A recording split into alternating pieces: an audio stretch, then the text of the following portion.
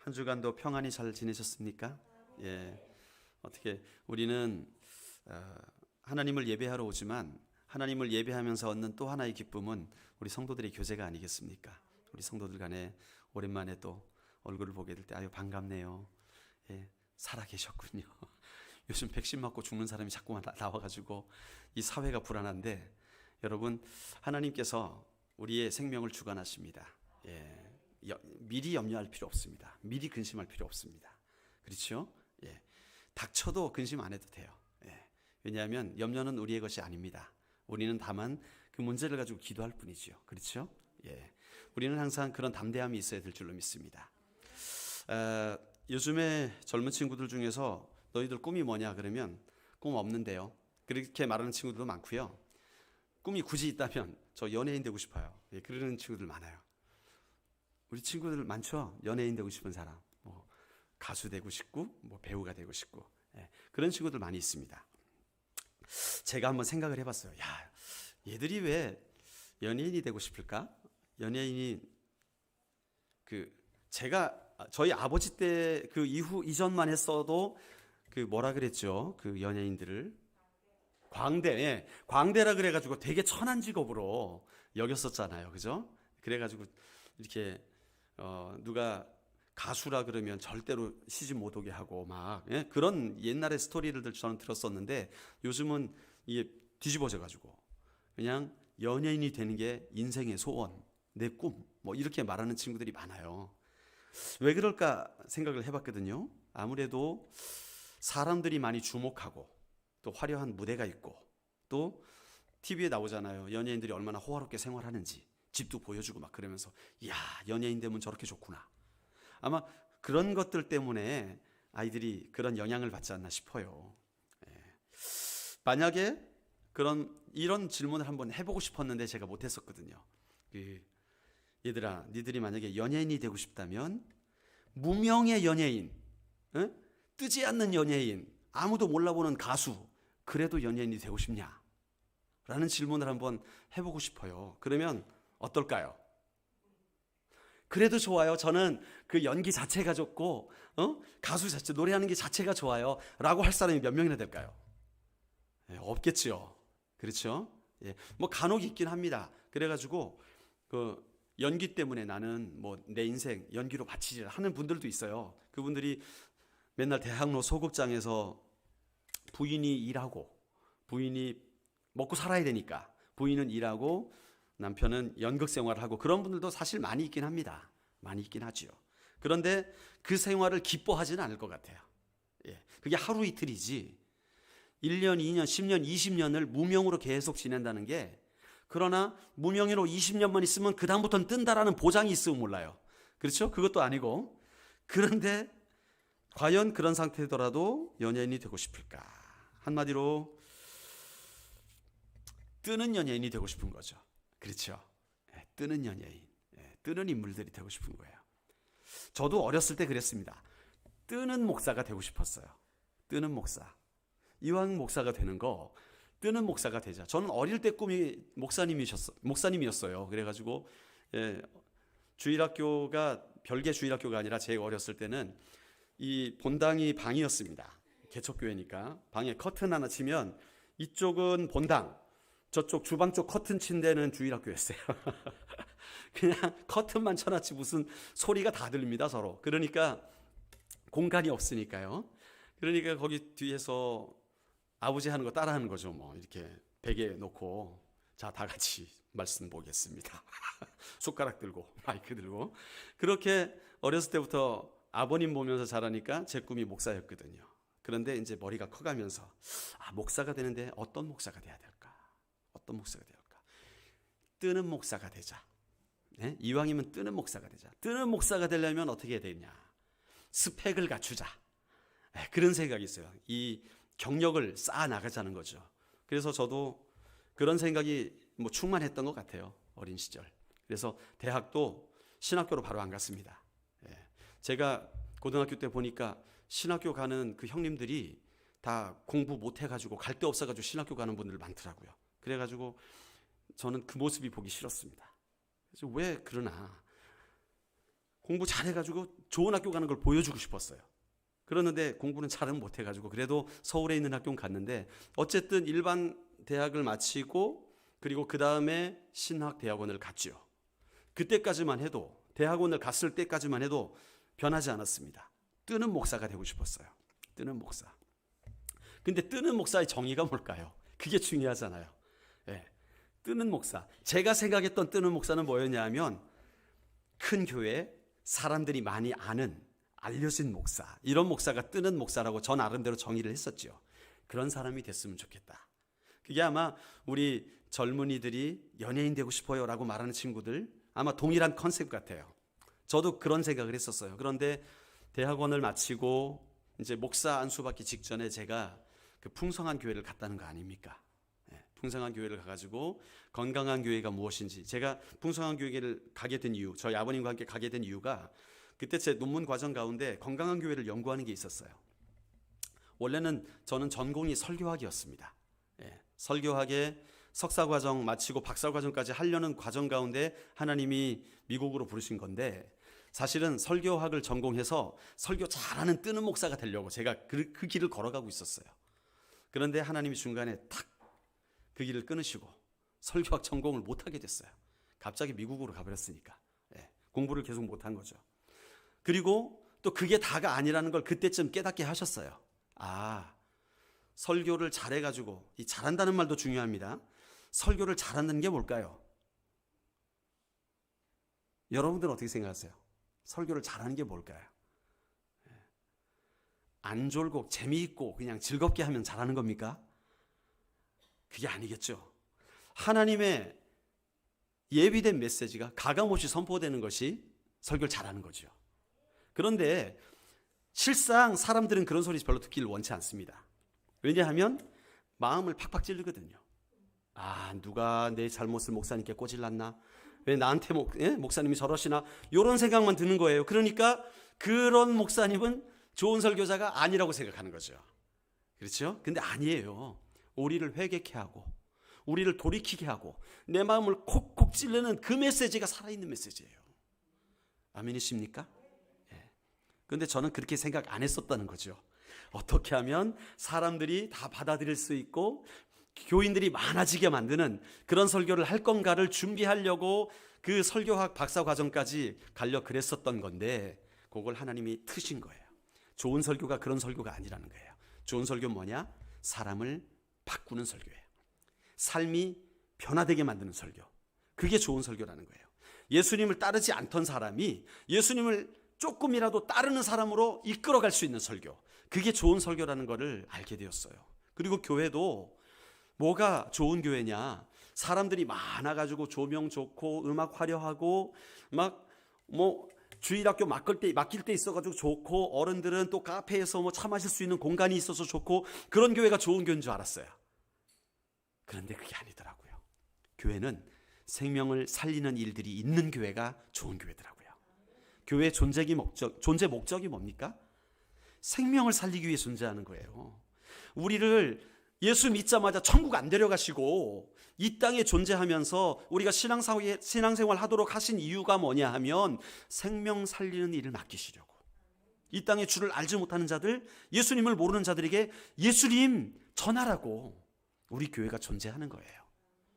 그러니까 이 좋은 공간이 있고 이런 건 부수적인 것들이에요. 그렇죠? 스키다시입니다. 스키다시. 회가 좋아야 되는데 회는 상한 거 나오는데 스키다시만 좋으면 어떻게 합니까? 그럼 좋은 횟집이 아니죠. 그렇죠? 회가 좋아야 됩니다. 회는 신선해야 되죠. 생명력이 있어야죠. 그렇죠? 우리 교회가 그런 교회가 되길 원합니다. 아멘. 자, 그런데 서론이 길어지네요. 딴 길로 갔습니다.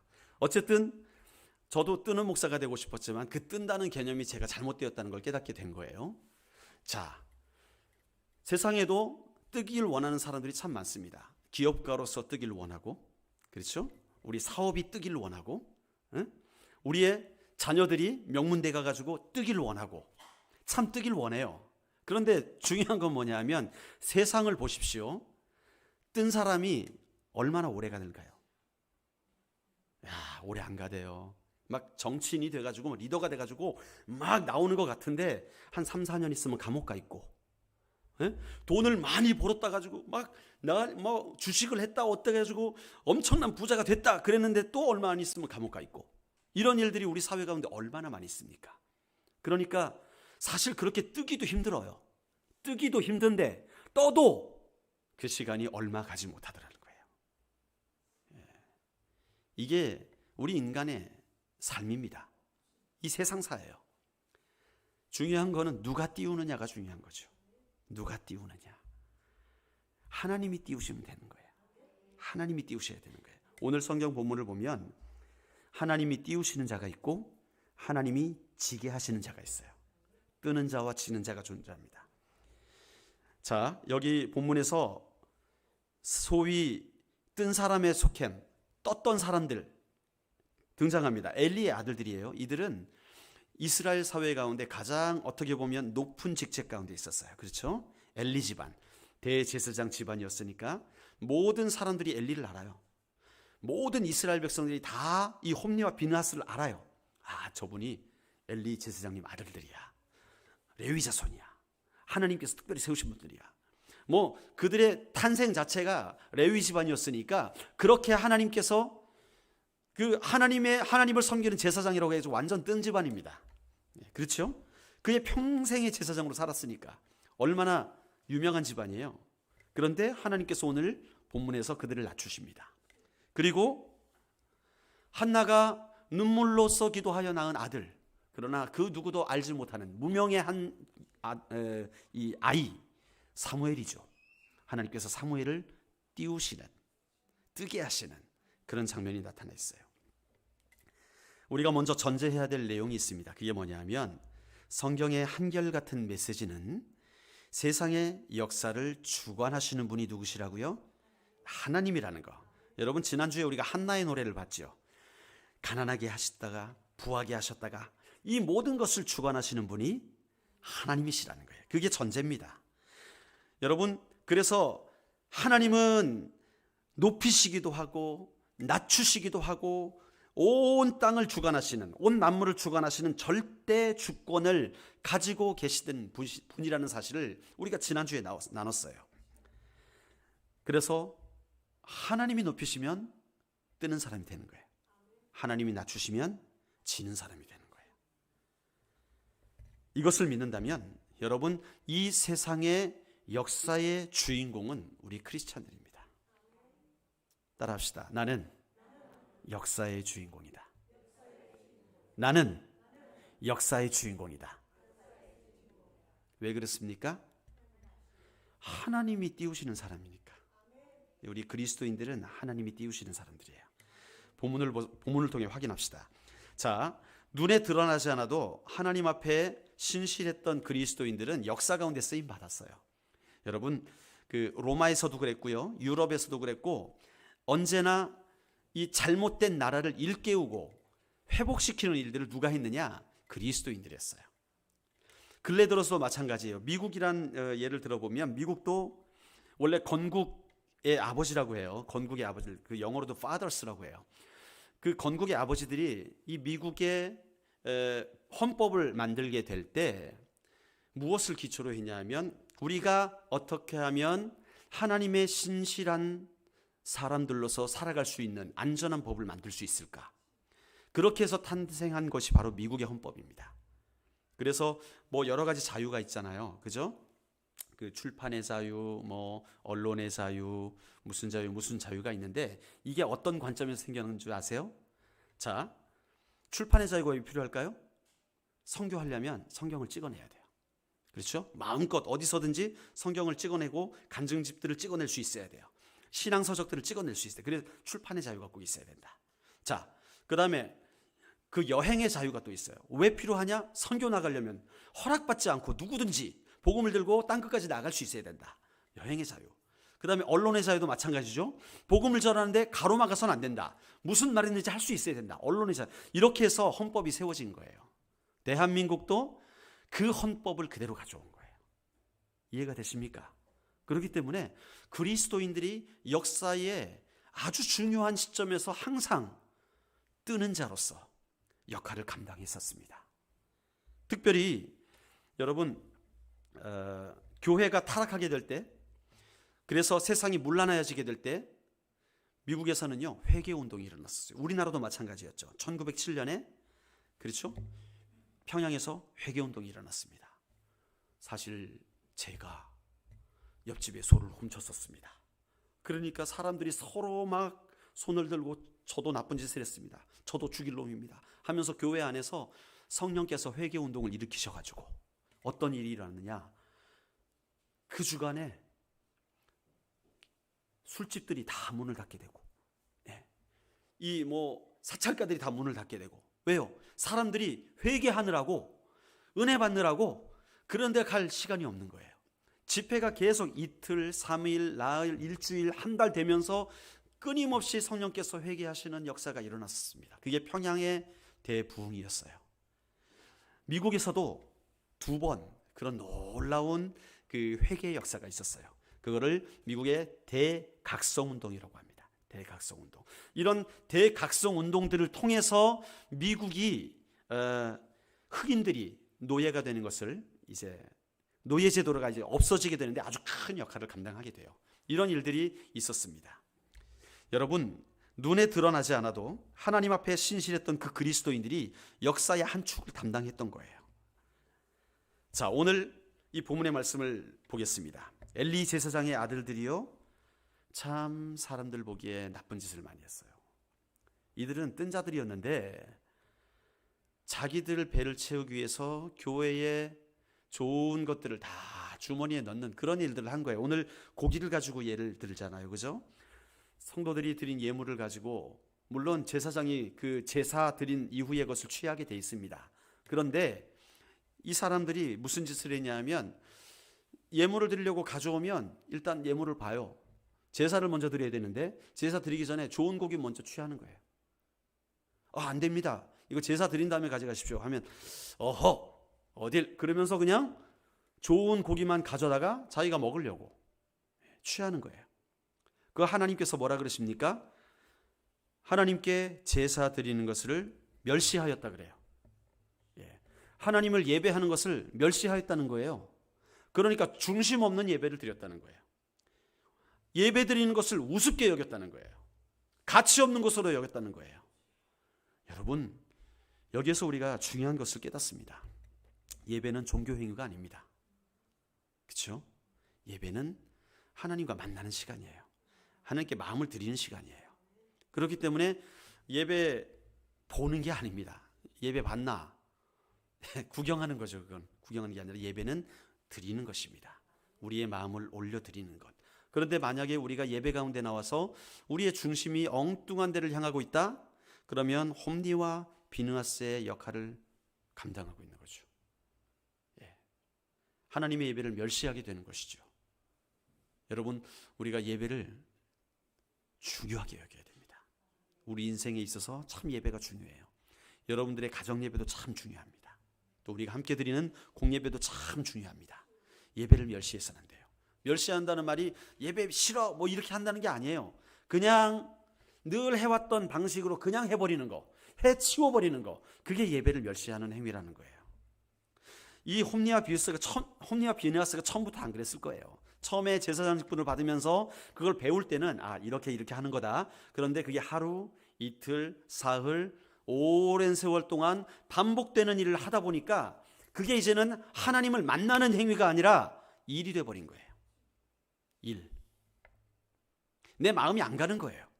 하나님 앞에 나가지 않는 거예요. 그냥 내가 해야 될 역할, 기도 순서가 돌아왔으니까 기도하고, 그냥 찬양 인도를 해야 되니까 해야 되고, 설교를 해야 되니까 해야 되고, 교회를 나가야 되니까 나가야 되고, 그게 여호와를 멸시하는, 예배를 멸시하는 행위가 된다는 것이죠. 그래서 졌습니다. 그래서 지는 자가 됐습니다. 그래서 하나님이 낮추신 거예요. 하나님을 두려워하지 않고 욕심을 마음껏 부리죠. 하나님의 것을 강제로 탈취하죠. 이 지는 자의 모습입니다. 여러분, 요즘 예배가 무너진다고들 많이 말합니다. 유튜브로 우리 대면 예배라는 희한한 용어가 생겨나가지고, 비대면 예배, 대면 예배, 이 정상이 아닙니다. 이 용어 자체가 제가 볼 땐 그렇습니다. 예. 나라에서는 비대면 예배를 하라 그러는데 비대면 예배가 뭡니까? 우리는 하나님을 대면하는 예배예요, 여러분. 사람 대면하는 예배가 아닙니다. 사람 보러 오나요? 그게 아니거든요. 우리는 하나님을 대면하기 위해서 이 자리에 나오는 거예요. 비대면 예배, 대면 예배는요, 인본주의적 관점에서 나온 말이죠. 사실 우리가 하나님을 날마다 대면하면서 예배를 드려야 되는데 교회가 무너지기 시작한 게 뭡니까? 그 예배가 종교적으로 바뀐 거예요. 그냥 화려한 콘서트로 바뀌어버린 거예요. 그러니까 예술인들, 음악인들이 교회에 들어와서 월급 받고 연주를 합니다. 얼마나 잘하겠어요? 전공자인데. 그렇죠? 그러니까 연주 기가 막히게 잘합니다. 그리고 월급 받고 또 2부 순서는 다른 교회 가서 또 봉사를 해요. 뭐라 그러더라? 알바스찬? 알바스찬이라는 말이 생겼다는 거예요. 알바스찬. 내가 그렇게 해서 용돈 좀 버는 거예요. 뭘 통해서? 예배 연주를 함으로. 여러분, 예배를 멸시하는 것입니다. 저는 그렇게 생각해요. 예배를 멸시하는 거예요. 물론 우리 교회가 좀 더 좋은 연주팀이 있었으면 좋지요. 예. 좀 더 갖추어진 찬양팀이 있으면 좋지요. 예. 좋은 음악이 있으면 감동받기 좋습니다. 그러나 여러분, 하나님의 영이 임하시려면 그런 껍데기 가지고 안 됩니다. 하나님의 영이 임하시기 위해선 우리의 마음에서 우리의 죄악을 주님 앞에 회개하고 예수 그리스도의 보혈로 씻음 받아서 성령으로 충만하여질 때 정말 하나님께서 임하시는, 임재하시는 그 충만한 예배로 나갈 수가 있는 거예요. 껍데기가 중요한 게 아닙니다. 예배를 멸시하지 맙시다. 예배는 하나님을 대면하는 거예요. 기억하시길 바랍니다. 그렇기 때문에 여러분, 우리는 온전한 예배자가 되어야 되는 거예요. 하나님이 그리스도 안에서 우리에게 베푸신 그 구원의 은혜를 날마다 묵상하고 고백해야 되는 거예요. 오늘 찬양했지 않습니까? 모든 것이 은혜, 은혜. 내가 하는 것 하나도 없다는 거예요. 내가 이룬 것 하나도 없다는 거예요. 하나님이 나의 걸음 한 걸음 한 걸음조차도 옮길 수 있는 힘을 주셨다는 거예요. 그것이 우리의 고백이 되어야 되는 것이죠. 그렇게 주님을 의지해야 되는 것이죠. 나의 숨소리 한 번조차도 하나님을 의지할 수 있는 삶. 하나님, 그 정도는 저도 할 수 있는데요. 여러분, 그게 하나님 멸시하는 거예요. 하나님은 우리의 모든 삶에 참여하길 원하십니다. 우리의 모든 삶에 동행하길 원하세요. 아주 작은 것도 하나님은 함께 하길 원하시는 거예요. 그 하나님과 함께하고 함께 안 하고를 여러분들이 판단하는 게 죄인 거예요. 여러분, 하나님의 영광과 하나님의 능력과 하나님의 사랑과 긍휼이 예배 가운데 우리에게 임하려면 먼저 우리가 주님께 드릴 자세가 되어야 되는 것이죠. 예, 우리의 마음이 먼저 주님께 나와야 되는 거예요. 엘리의 아들들이요, 그들은 예배자의 타이틀을 달고 평생을 예배했던 사람들이지만 하나님의 영광이 그 안에 없었어요. 하나님의 은혜가 없었습니다. 그들은 하나님을 알지 못하는 자들이었습니다. 여러분, 생각해 보십시오. 자칫 지금 우리 자녀들이 많이 앉아 있잖아요. 그죠? 우리 프런티어들도 있고 우리 더 어린 친구들도 있고 드림키즈도 있고. 그런데 우리의 자녀들이 자라면서 예수님 경험 못하고 엄마 아빠 따라 교회만 왔다 갔다 한다고 생각해 보십시오. 10년 뒤에 어떤 일이 일어날까요? 그들은 교회 안에 없습니다. 대학만 딱 들어가게 되면 그들은 주님으로 채우는 게 아니라 주님으로 채웁니다. 큰일 납니다. 망합니다. 영이 망하는 거예요. 그게 잘 되는 줄 알고 생각해요. 세상에 나가면 그 정도 해야 관계가 된다고 생각해요. 그렇지 않습니다. 여러분, 영혼이 파멸되는 거예요. 하나님 만나야 됩니다. 매번의 예배마다 하나님 만나야 됩니다. 우리 젊은이들 하나님 만나셔야 돼요. 예배 때마다. 아멘. 그게 가장 중요한 거예요. 내가 하나님 만나지 않는 예배는 의미가 없습니다. 하나님은 우리를 기다리시는데 우리가 마당만 밟고 주님을 만나지 못한다면 얼마나 억울합니까? 하나님이 얼마나 안타까우시겠어요. 그런 자들은 낮추실 수밖에 없는 거예요. 지는 자가 되는 겁니다. 여러분, 그래서 우리가 예배의 모든 순서가 있잖아요. 여기 순서가 뭐 많이 있습니다. 임예송, 예배로의 부름, 예배의 기원, 이런 것들이요, 종교적인 절차가 아니에요. 이건 오랜 교회의 전통에서 나와서 하나님과 어떻게 더 친밀하게 나아갈 수 있느냐, 그런 것들을 연구하고 함께 의논하고 해서 만들어진 순서들이지요. 물론 이것을 어떤 교회들마다 좀 다를 수 있습니다. 다른 것이 틀린 게 아닙니다. 그냥 다른 것이죠. 그럼에도 불구하고 중심에 흐르는 내용은 동일한 거예요. 우리가 하나님 앞에 신령과 진리로 예배할 수 있는 것, 그것을 위해 도움을 주는 내용들이 것이죠. 이해가 되시죠? 우리가 사도신경을 왜 고백할까요?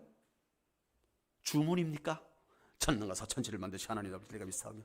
저도 어렸을 때 주문 많이 외웠어요. 우리 주일학교 때 사도신경 시험도 보고 그랬거든요. 한번 써봐라, 외우라고.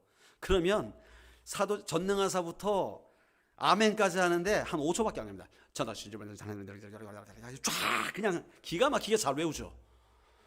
그거 잘 외우라고 하는 겁니까? 아닙니다. 이것이 나의 신앙이라는 거예요. 그거를 공적인 문서로 우리가 함께 고백하는 거예요. 내가 믿는 하나님은 이런 하나님이십니다. 내가 믿는 성령님은 이런 하나님이십니다. 내가 믿는 예수님은 이런 예수님이세요. 그거를 우리가 공적으로 고백하는 것이 사도신경인 거예요. 아멘. 그러니까 우리가 사도신경을 할 때에도 그냥 신앙 고백합시다. 전능한 사천지를 만드신 하나님을 내가 믿사오며 그 외아들 우리 주 예수 그리스도를 믿사오니 이는 성령으로 잉태하사. 그게 아닌 거예요. 그게 아닌 거예요. 그 안에 우리의 믿음의 고백이 얹어져 있어야 되는 거예요. 아, 그렇지. 주님은 전능하신 하나님이시지, 천지를 만드신 하나님이시지, 내가 그분을 믿어. 그리고 그분의 아들, 외아들 예수님을 믿어. 그분은 어떤 분이냐면 성령으로 잉태하신 분이야. 사람으로부터 나온 분이 아니야. 이런 고백들이에요. 이해가 되십니까? 이 사도신경의 고백도 우리가 그 고백을 이해하고 묵상하면서 고백하면 얼마나 은혜가 되는지 몰라요. 그냥 천능과 사천지를 만드신 하나님 앞에서 내가 믿사오니 그러지 마시기 바랍니다. 그러지 마세요. 홈리와 비느하스가 되지 말자는 얘기예요. 하나님이 지게 만드는 자, 예배를 멸시하는 자가 되지 말자는 얘기예요. 아멘이십니까? 어려서부터 우리는 훈련 받아야 돼요. 그렇게 훈련 받아야 돼요. 그냥 외운다고 다 되는 게 아니에요. 자, 뜨는 자가 있습니다. 여호와 앞에서 주님을 섬겼던 사무엘이 등장합니다. 18절 19절에 나와 있죠. 18절 사무엘이 18절 19절 사무엘은 어렸을 때에 세마포 옷을 입고 에봇을 입고 여호와 앞에서 섬겼더라. 자, 어렸을 때부터 세마포 옷을 입고 여호와를 섬겼다라는 거예요. 왜 어렸을 때에 여호와를 섬겼더라 그러면 될 때 세마포 에봇을 입고 여호와를 섬겼더라 그랬을까요? 그죠? 그냥 어렸을 때부터 여호와를 섬겼더라 그래도 우리 다 이해할 거 아니에요? 그런데 세마포 에봇을 입고 여호와 앞에 섬겼더라, 뭐냐 하면 하나님께서 요구하셨던 모든 것들을 갖추었다는 얘기예요. 하나님께서 요청하신 예배의 폼이 있잖아요. 그렇죠? 그런 신명기 레위기에서 하나님께서 예배할 땐 이렇게 해라 하셨던 그 내용들을 사무엘은 다 갖췄다는 거예요. 갖춘 데다가 거기서 마음으로 여호와를 섬기며 자라났다는 거예요.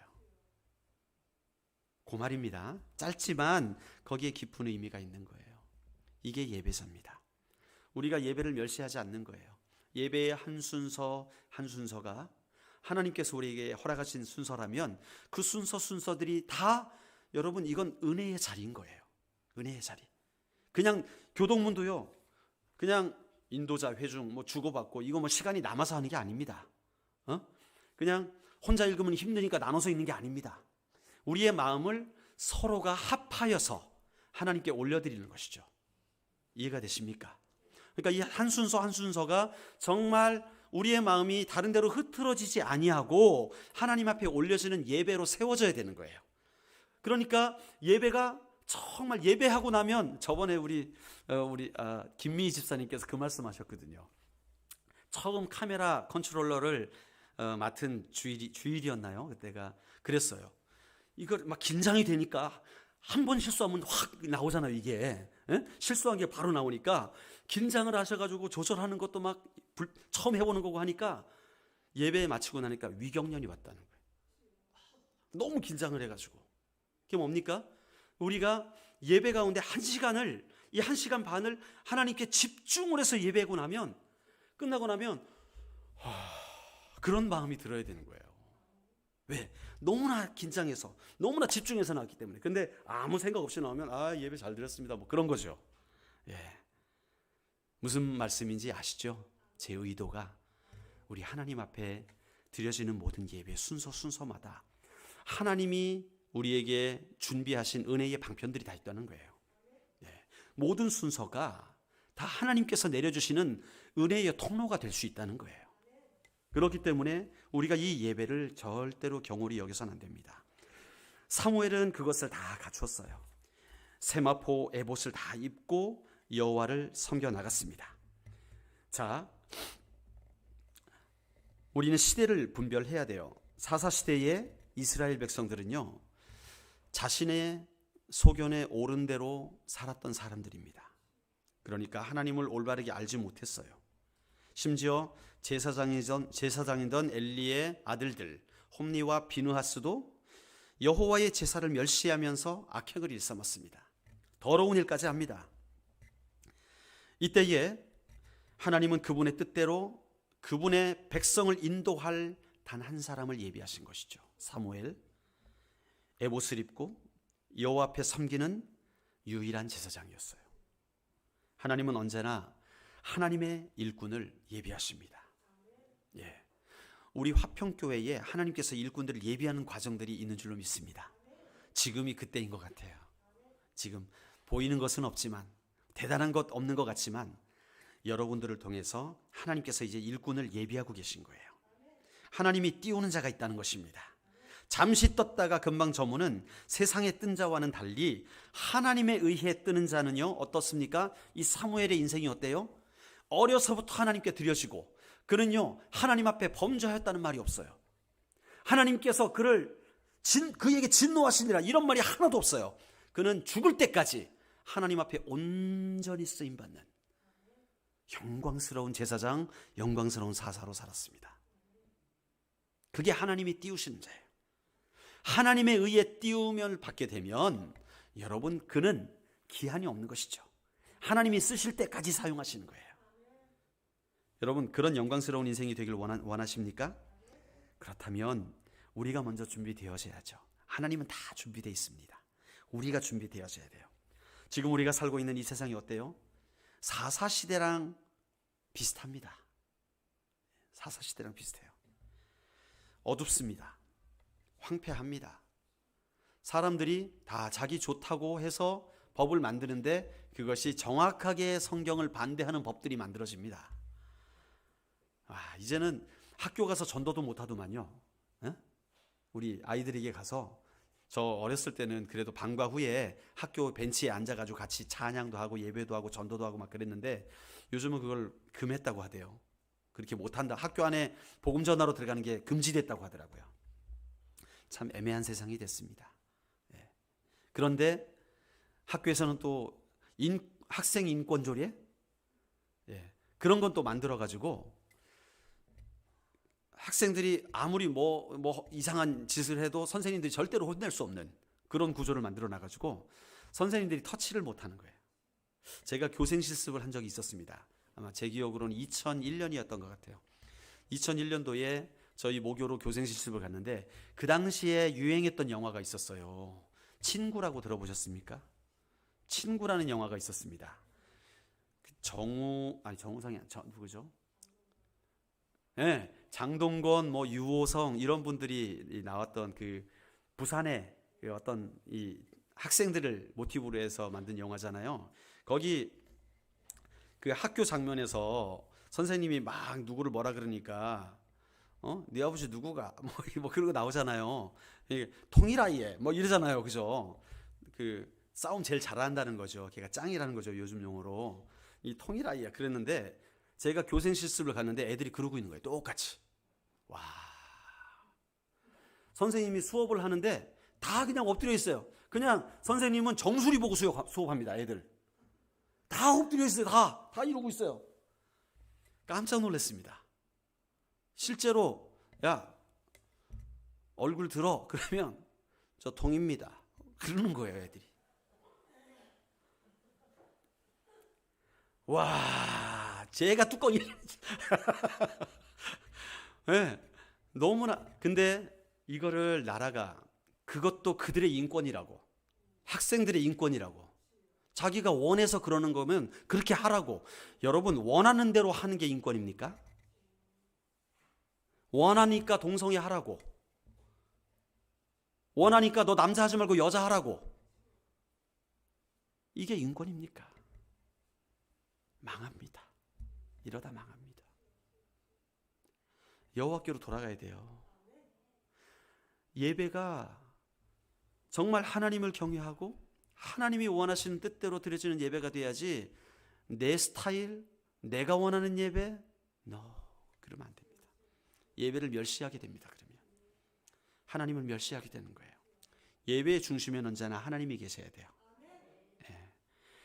우리의 찬양의 중심에는 하나님이 계셔야 돼요.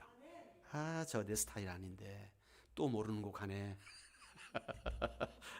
은혜가 안 돼. 다 몰라. 은혜가 안 돼.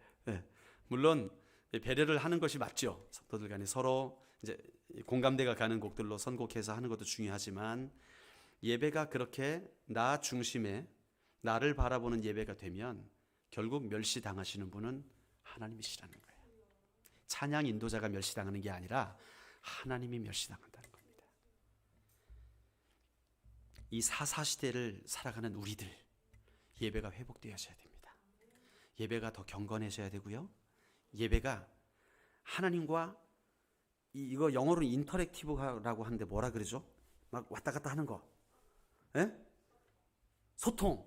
하나님과 막 이 예배 가운데 하나님께서 음성도 주시고 마음이 뜨거워지기도 하고, 또 내가 감사의 고백을 하나님께 올려드리기도 하고, 때로는 박수를 보내기도 하고, 이렇게 예배가 하나님과의 소통이 계속해서 정말 우리 안에서 하나님과 연결이 되어져서 함께 하나님과 호흡할 수 있는 그런 예배가 되어야 될 줄로 믿습니다. 그런 자들을 하나님이 세우시는 거예요. 사무엘이 바로 그런 자였던 거예요. 하나님 앞에 어렸을 때부터 세마포 에봇을 입고 여호와를 섬겼어요. 그냥 앉아있던 게 아니에요. 교회에 머물렀던 게 아니에요. 여호와를 섬겼어요. 섬겼다는 한마디 말에 모든 것이 다 있습니다. 종교적인 영어가 아니에요. 그는 여호와를 섬길 줄 아는 자였습니다. 여러분은 여호와를 섬길 줄 아십니까? 하나님을 섬길 줄 아십니까? 젊은이들이요, 정말 하나님을 섬길 줄 아십니까? 하나님을 섬길 줄 아십니까? 여러분, 이 시대가 하나님을 섬길 자들을 요구하고 있어요. 이 시대가 몸살을 앓고 있는데 이 시대를 변화시킬 사람들을 찾고 있어요. 세상이 필요합니다. 그런 사람들이 필요해요. 이 땅을 정결케 하고 깨끗게 할 자들이 필요해요. 하나님이 기다리고 계신 것입니다. 그런 자들이 일어나기를. 껍데기를 가지고 떴던 사람들 다 지게 돼 있습니다. 하나님께서 다 꺾으십니다. 다 낮추십니다. 그런데 하나님을 경외하며 하나님을 섬기는 자들을 하나님께서 예비하시고 우뚝 세우시는 거예요. 그들을 통해서 사사시대를 끝내시고 하나님이 통치하시는 영광스러운 세대로 자라나게 하실 것입니다. 저는 믿습니다. 우리의 젊은이들, 우리 화평교회의 젊은이들이 그런 영광스러운 리더들로 우뚝우뚝 세워지기를 주의 이름으로 축원합니다. 우리의 자녀들이 어려서부터 하나님 말씀이라면 내 목에 칼이 들어와도 나는 순종할 거예요. 그런 믿음의 사람들로 자라나기를 축원해요. 그것은 저뿐만 아니라 우리 부모님들이 같은 믿음으로 함께 나아갈 때 가능한 거예요. 제가 말씀드렸잖아요. 우리 아빠가 강단 위에서 말씀하시는 거랑 집에랑 너무 다르다 하니까 얘가 헷갈려가지고 예수 안 믿겠다는 거예요. 그런 불행한 인생 되면 안 됩니다. 하나님의 말씀을 담고 집에서든지 교회에서든지 우리 엄마 아빠들이 정말 하나님 섬기려고 최선을 다하는 모습을 자녀들에게 보여주는 것이 하나님을 경외하는 삶이에요. 아멘. 왜 하나님 경외 안 하나? 똑바로 해라. 그래 놓고 나는 그냥 편법 다 쓰고 어떻게 하면 세금 깎을까? 어떻게 하면 뭐 이렇게 할까? 그런 거 자녀들에게 다 보여주고 그게 뭡니까? 아니죠. 우리가 바뀌어져야 될 줄로 믿습니다. 우리의 작은 세속적인 가치관들이 하나하나 껍데기를 벗겨버리고 우리가 진실한 사람, 온전한 사람, 정직한 삶으로 변화되어야 될 줄로 믿습니다. 사무엘이 이렇게 뜨는 자가 된 배경에 누가 있느냐? 한나가 있었거든요. 한나가 사무엘을 젖뗄 때까지만 데리고 있었지만 그 한나의 믿음이 자녀에게로 흘러갔던 것이죠. 하나님은요, 불임이던 그 한나의 태를 열어주십니다. 사무엘을 허락하셨을 뿐만 아니라 세 아들과 두 딸을 더 낳게 하셨어요. 이야, 6을 낳게 하셨습니다.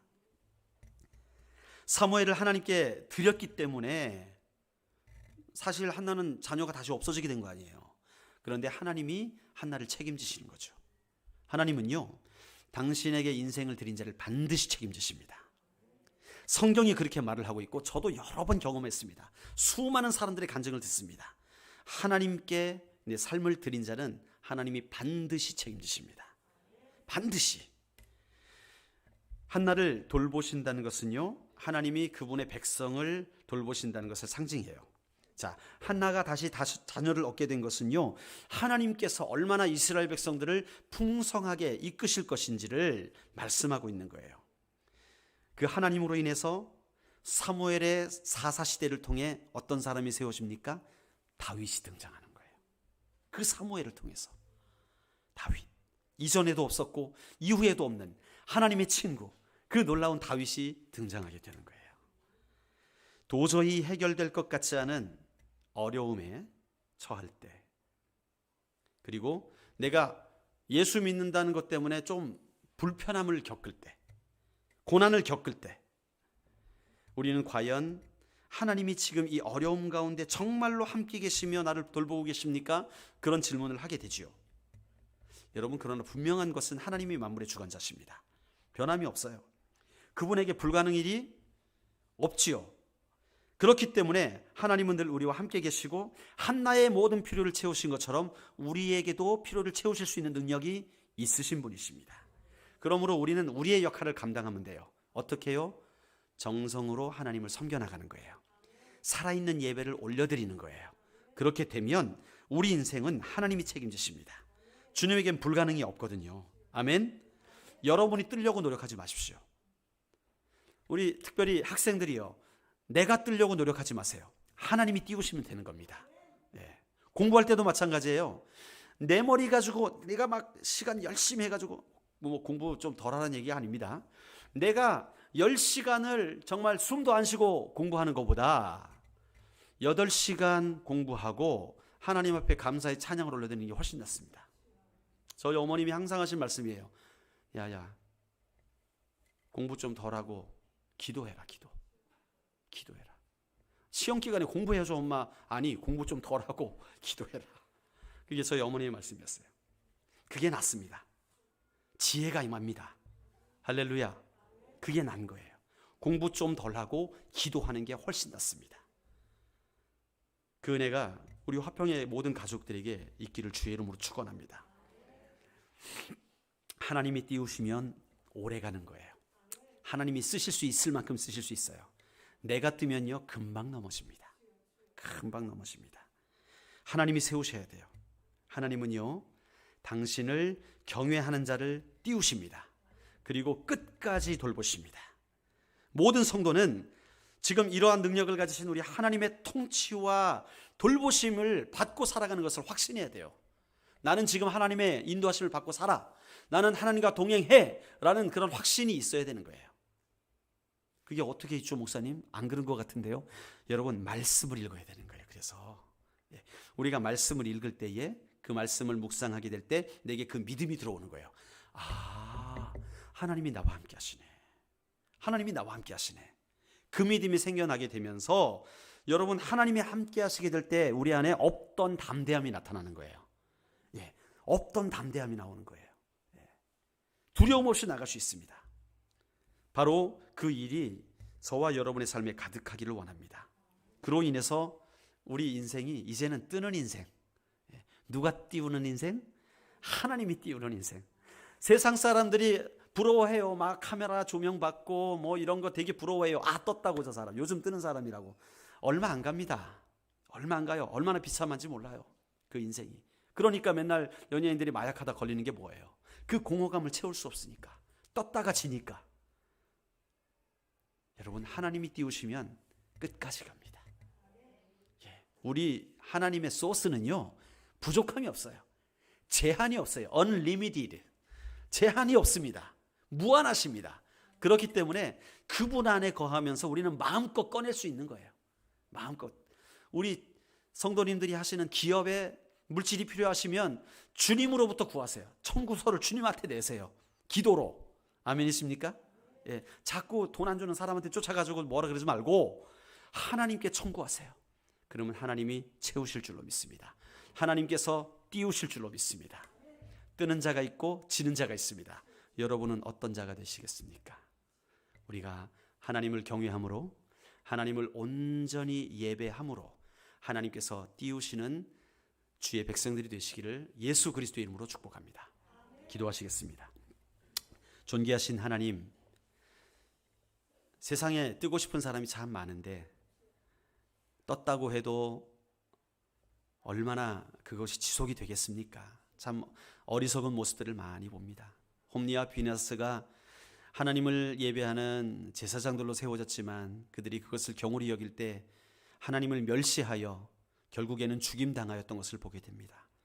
우리가 하나님을 사모하는 예배자가 되게 하여 주시옵소서. 예배의 모든 순서에 또 하나님께 나오는 모든 예배에 정말 내 마음을 쏟고 정성을 다하여 주님께 예배하는 자들로 삼아 주시옵소서. 그리고 그 하나님을 향한 갈망이 우리의 삶의 모든 영역에 영향을 미쳐서 주님, 저 이것도 힘듭니다. 주님, 이것도 도와주셔야겠는데요. 아, 주님 없이 못 살겠는데요. 주님, 모든 것에 다 주님이 개입하여 주세요. 이렇게 주님과 친밀한 교제로 나아갈 수 있는 사랑하는 주의 백성 될 수 있도록 인도하여 주시옵소서. 감사드리며 예수님의 이름으로 기도드립니다.